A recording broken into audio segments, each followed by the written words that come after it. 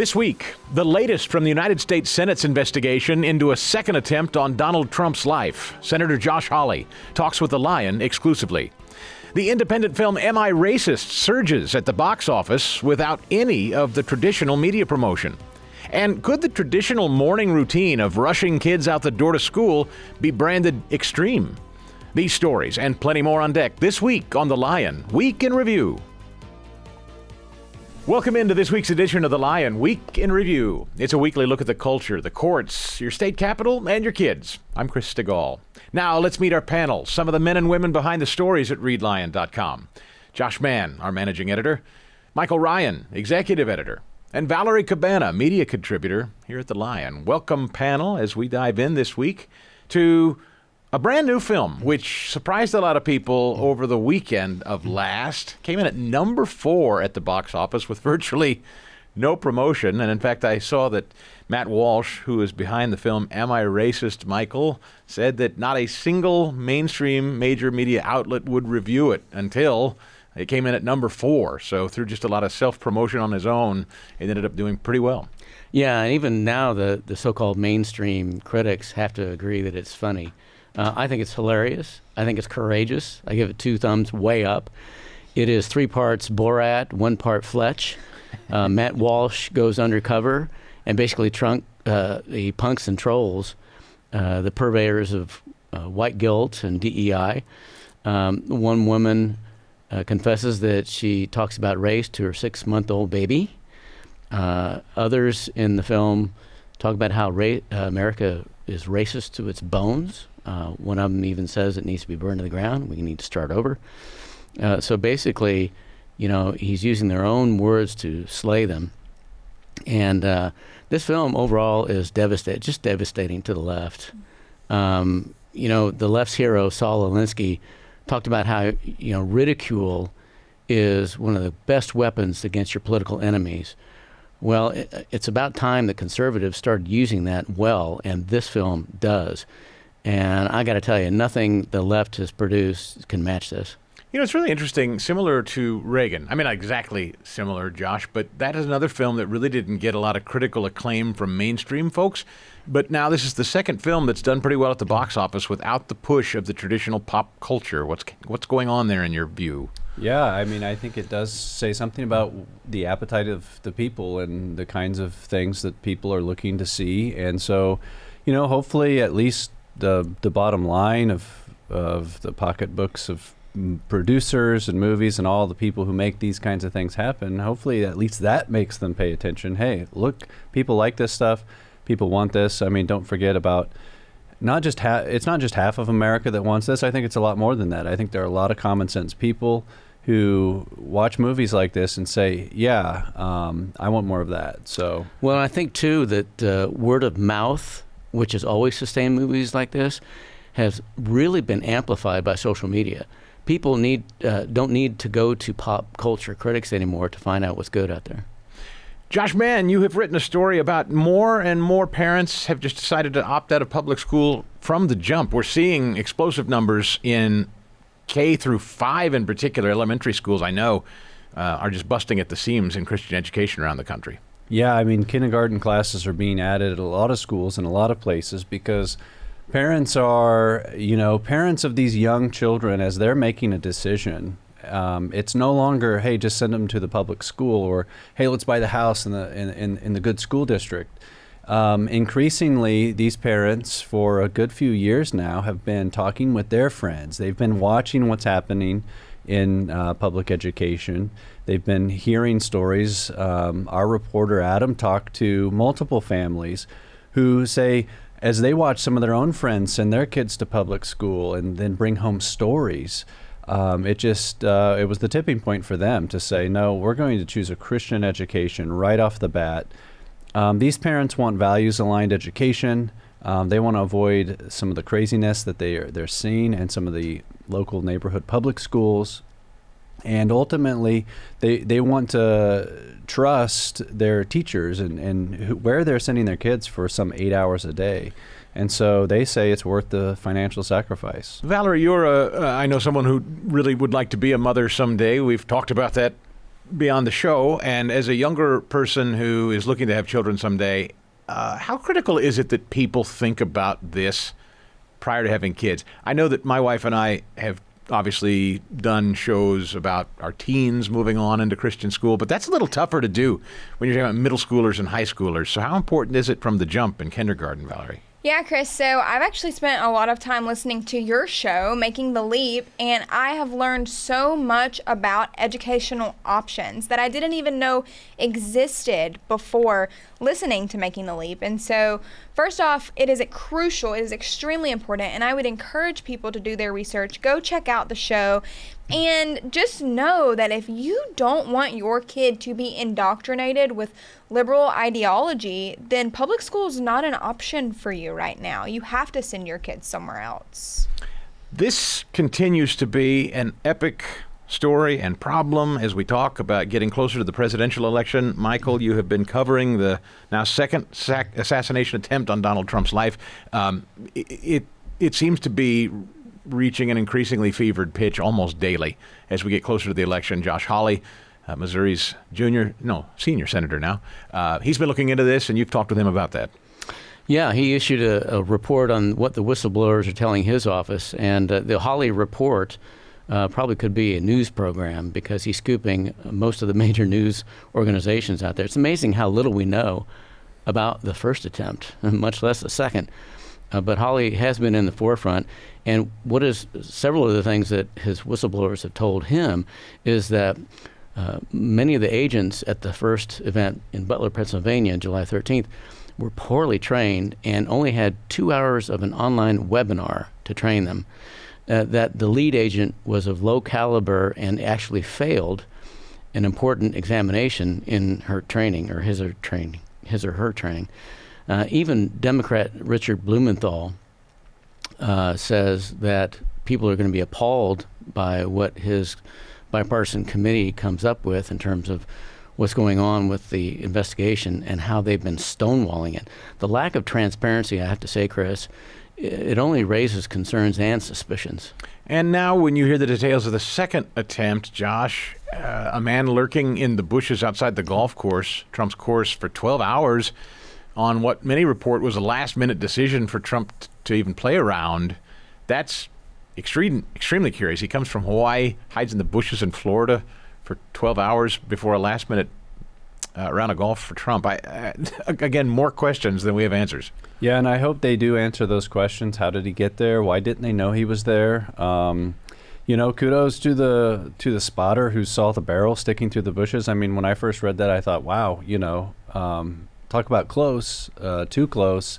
Especially, to think, you start to talk about this and you realize we're talking about a second assassination attempt of a former president and current presidential candidate within just a couple of months of each other.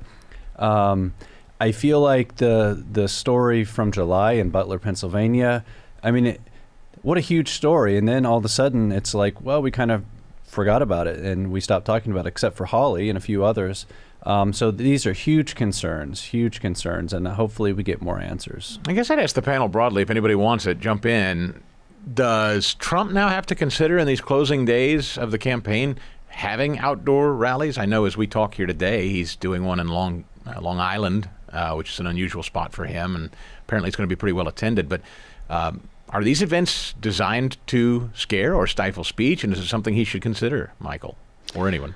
Oh, I think he needs to do what he needs to do. I don't think you can, and I don't think Donald Trump is the type to shrink from what he has to do in terms of having rallies. So I don't think there's going to be a change on that front.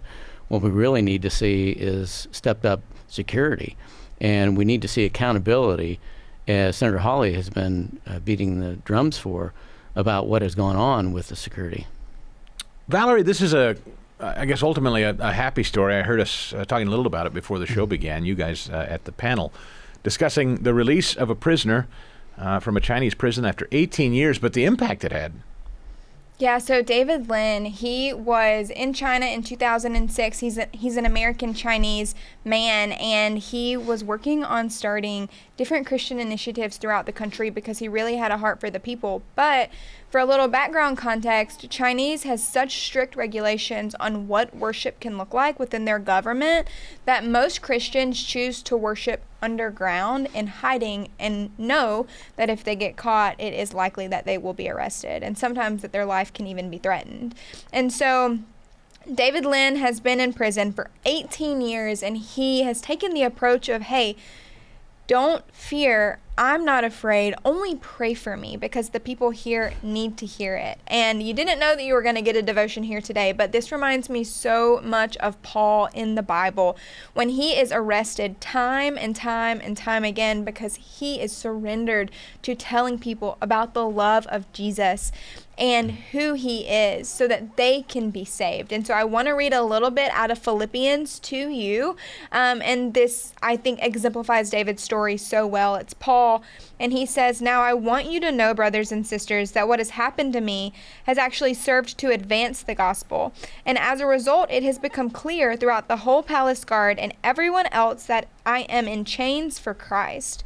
And because of my chains, most of the brothers and sisters have become confident in the Lord and dare all more to proclaim the gospel without fear." And while David was in prison, he was doing the exact same thing. You know, you have to ask yourself, given the climate and what we were just discussing prior to this conversation that Valerie brought up in this story, Josh, Christians generally don't have to think about persecution like this in the United States, but I tend to have to kind of pump the brakes and wonder, it's not a matter of if, but maybe when, given the way the conversation's going here in the United States these days. Yeah, and I think it's an important thing for Christians to consider. When you read the New Testament, you read mostly about persecuted Christians, and a lot of Christians throughout history and around the world have been persecuted for their faith. Jesus tells us we shouldn't be surprised by it. And I think looking to the Apostle Paul, is an excellent example. The other thing I love about Philippians at the end, he says, those from Caesar's household greet you. Why on earth would there be Christians in Caesar's household? Probably because Paul didn't keep his mouth shut when he was in prison, just like Valerie said. And so we love telling these stories about believers who are bearing up under persecution and not shy about their faith, and we pray for them. And certainly, even though we don't face that same persecution, as you said, we should be prepared for it. Yeah, and Michael, I know you've written about persecution like that, maybe more political than faith-based for now. Oh, yeah, but I've written about the faith-based as well. Christian persecution is one of the great underreported stories of our time. It's all over the world. We were talking about it before we got on here. The spirit of the people who are imprisoned for their faith is just irrepressible. It cannot be squashed. And I've talked about this book before, When Faith is Forbidden. It talks about people all around the world who are imprisoned for their faith. There was a man who entered North Korea, and he stashed some Bible passages in the bushes outside of a Buddhist temple, and he was detained for that. There was a nun in China who was detained for 6 months for having an unregistered church meeting. And it's just unbelievable. When somebody went to see her, she said through a translator, it was a wonderful time because she felt it was her place to be ministering in that prison. Fantastic story about this 18-year Chinese prisoner at readlion.com. Our final is an op-ed today, Josh, man, and it's an interesting one. For anybody that was raised in sort of the traditional public school setting, I was certainly this. I remember the rush of the morning, getting the lunches packed, getting out the door, getting to the bus on time. And this op-ed actually says that that's more excessive and should be treated as more abnormal than considering homeschool. That's right. And so, most of our audience probably has experienced that morning chaos of getting the kids out the door. And basically our columnist took as a springboard something someone else wrote, another columnist who said, you know what, some crazy parents, the morning routine is so hectic, you know what these crazy parents are doing? They're actually considering homeschooling. 25% of them are considering homeschooling. And so Sean Z, our reporter, what she said was, well, maybe it's actually more extreme to be rushing kids out the door and having them sit down in a seat for 8 hours a day, which actually studies have shown is not great for kids. Kids need to be active. Kids need to be learning with activities and not just sat somewhere in another place for hours and hours. And so Shanzi really turns that on its head and says maybe the status quo that we've become used to in public education, that maybe that actually is the more extreme thing. Now, Valerie, I have to kind of pivot to you again, because much like the conversation we just had earlier in the show, as a woman thinking about having a family someday, I assume, again, this is something you think of. I think a lot of people, when they're younger parents or about to be younger parents, they might just get, like I was, looped into a system where you just think that's the way it is. And increasingly, as you read things at readline.com like this, you realize, no, it doesn't have to be that way. Yeah, and I think homeschooling has grown so much that a lot of people are realizing that the stigma of homeschooling actually isn't the stigma, and that you as the parent get to control what your kid is doing, how quality their education is.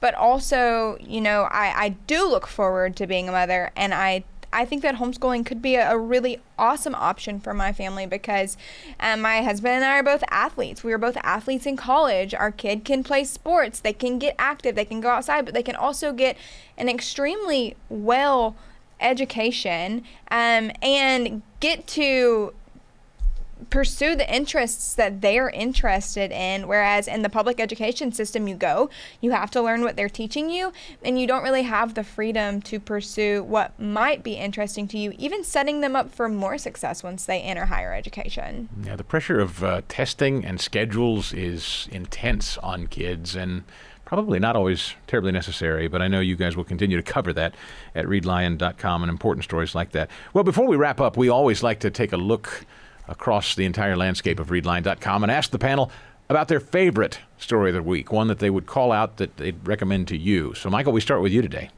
Sure. Well, we've been running a series about the Herzog Foundation's Christian Teachers of the Year throughout the country. And I wrote one about Rachel Burrow, who's a teacher in Greenville, South Carolina at Bob Jones Academy. And I got to tell you, this is not just a teacher. This is a motivational speaker. You got to read about her. Valerie? Well, it's going to be the pastor story of David Lynn, who was in prison for 18 years in China. I know that I have been overseas and gotten the opportunity to live in other countries for missional purposes, and there are conversations that you have with your family of, hey, we're going to do this to serve the Lord, and there is a chance that I don't come back. And so hats off to him, and I'm so thankful for him being such a warrior in a country that really needs the love of Christ. Josh, what's your favorite this week? Well, Sylvester Stallone of Rocky fame was actually nearly aborted. And we have a story about that admission where Stallone's being interviewed by a couple of his daughters on a podcast talking about this documentary coming out about him, and talks about the rough life his mother had and how he nearly didn't see the light of day, literally, as a young person. And so it gets you thinking about these pro-life issues that we often publish about. Well, imagining a world without Sylvester Stallone, after having lived in Philadelphia for the last 12 years or so, I can tell you that would have radically changed the culture there. He's an icon. So we'll look forward to reading that. That's going to do it for this week's edition.